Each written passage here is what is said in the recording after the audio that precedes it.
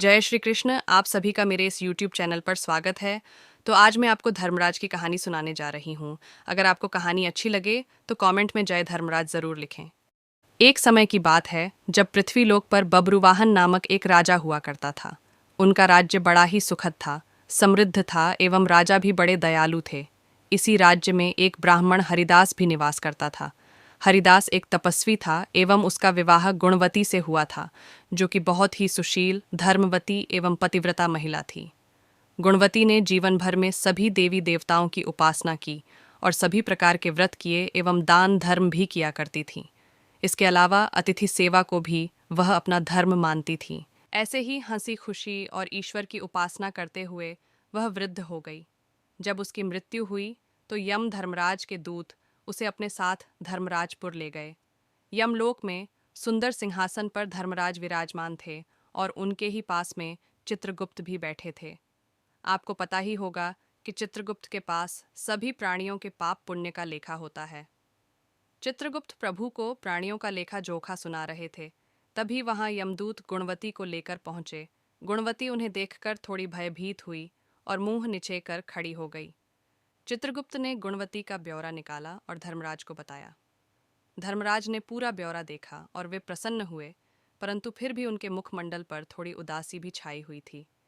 यह देखकर गुणवती ने पूछा, हे प्रभु, मैंने तो सारे सत्कर्म ही किए, फिर भी आपके मुख पर यह उदासी छाई है, इसका कारण क्या है? कृपा करके मुझे बताए प्रभु, मुझसे क्या भूल हुई है? यम धर्मराज ने उत्तर में कहा, हे देवी, तुमने सभी देवी देवताओं के व्रत किए हैं, उपासना की है, परंतु कभी तुमने मेरे नाम से कुछ पूजा या पाठ या कोई भी दान धर्म नहीं किया है। धर्मराज की यह बात सुनते ही गुणवती क्षमा याचना करने लगी और कहने लगी, हे प्रभु, मुझे आपकी उपासना के बारे में कुछ झात नहीं, मैं नहीं जानती। आपकी उपासना कैसे करते हैं? कृपा करके मुझे वह उपाय बताए प्रभु, जिससे कि सभी मनुष्य आपकी कृपा के पात्र बन सकें। ये सुनकर गुणवती ने धर्मराज जी से क्षमा याचना की और कहा कि मैं आपकी उपासना नहीं जानती थी।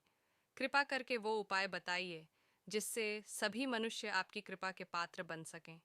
मैं आपके मुख से आपकी भक्ति का मार्ग सुनना चाहती हूँ और मेरी यह इच्छा है कि मृत्युलोक धरती पर वापस जाकर आपकी भक्ति करूं और सभी लोगों को भी इसके बारे में बताऊं।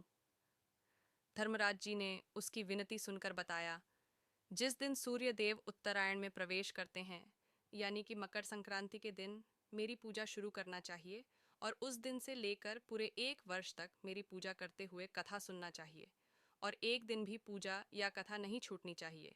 साथ ही पूजा करने वाले व्यक्ति को धर्म के इन 10 नियमों का पालन करना चाहिए: धीरज रखना एवं संतुष्ट रहना, अपने मन को वश में रखना और सभी को क्षमा करना, चोरी या अन्य दुष्कर्म नहीं करना, मानसिक एवं शारीरिक शुद्धि यानी पर पुरुष एवं पर स्त्री से बचाकर रहना, अपनी इंद्रियों को वश में रखना, बुरे विचारों को अपने मन में न लाना यानी कि बुद्धि को पवित्र रखना, पूजा पाठ एवं दान पुण्य इत्यादि करना, व्रत करना एवं व्रत की कहानी सुनना, सच बोलना एवं सभी से अच्छा व सच्चा व्यवहार करना, क्रोध न करना।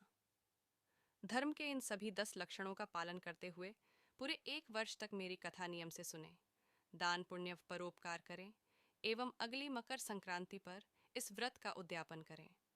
अपने सामर्थ्य से मेरी एक मूर्ति बनाकर विधि विधान से प्राण प्रतिष्ठा करवाकर हवन पूजन करें एवं साथ ही चित्रगुप्त की भी पूजा करें एवं काले तिल के लड्डू का भोग लगाएं, ब्राह्मण भोज करवाएं व बांस की टोकरी में 5 सेर अनाज का दान करें।